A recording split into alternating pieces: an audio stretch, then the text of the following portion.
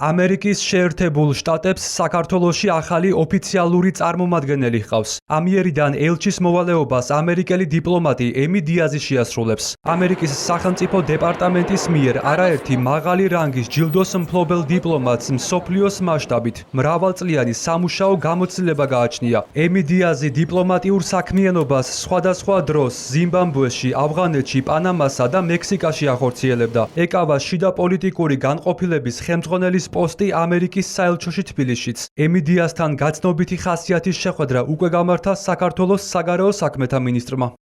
შეხვედრის ფარგლებში განხილულ იქნა საქართველოსა და ამერიკის შეერთებული შტატებს შორის ურთიერთობები და თანამშრომლობის პერსპექტივები. მხარეებმა ისაუბრეს მომავალ ნაბიჯებზე და დაადასტურეს ურთიერთობების შემდგომი გაღრმავების მზაობა.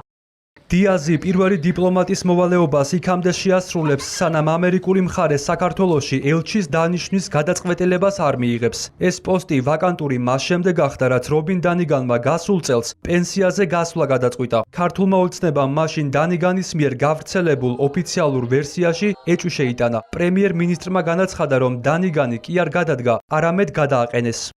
ალბათონი რობინი არის არა გადამდგარი, არამედ რეალურად გადაყენებული ელჩი. კონკრეტულმა ელჩებმა გააფრჩეს ძალიან ბევრი რამ, დანიგანი.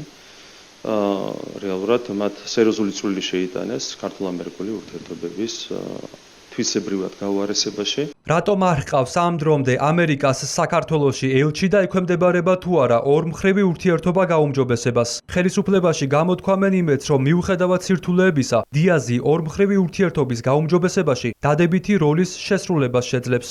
მინდა აღნიშნო იმედი გამოთქვა ეს პროფესორი იქნება, რომ ეს ქალბატონი, რომელიც ახლა ელჩის მოვალეობას შეასრულებს, შეიტანს თავის წვლილს ამ ურთიერთობის აღდგენაში. ჩვენ ღია ვართ ამ ურთიერთობისთვის, ღია ვართ ყველა საკითხის გასახილველად და ორმხრივი ინტერესების დასაბალანსებლად. აქ არის ლაპარაკი იმაზე, რომ ჩვენ დიდ პარტნიორს გავაგებინოთ, თუნდაც ის მინიმალური სტანდარტები, რომელიც ჩვენ გადარჩენას ეხება.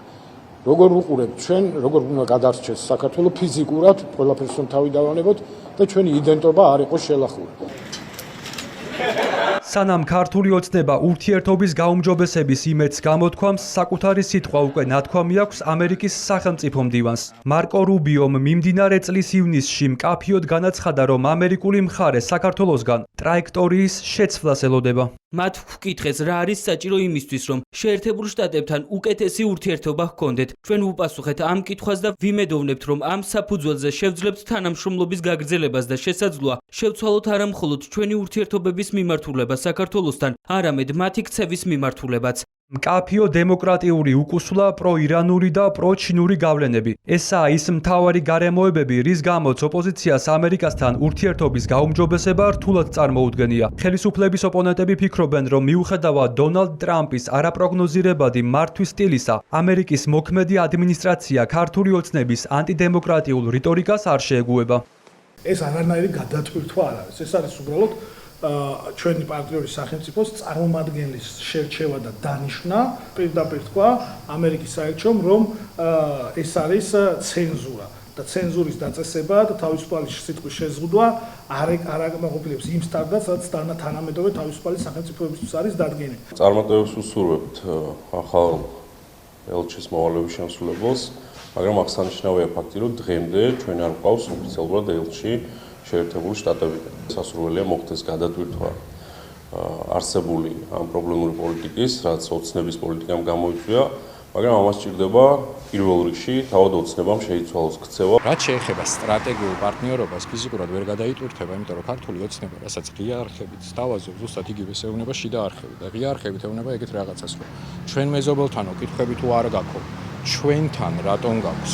ნებისმიერ ამერიკას ალბათ უჩნდება კითხვა, რომ თუ მე რეგიონი მაინტერესებს და იქ ვაპირებ ინვესტირებას, რაში მჭირდება ორი აზერბაიჯანი?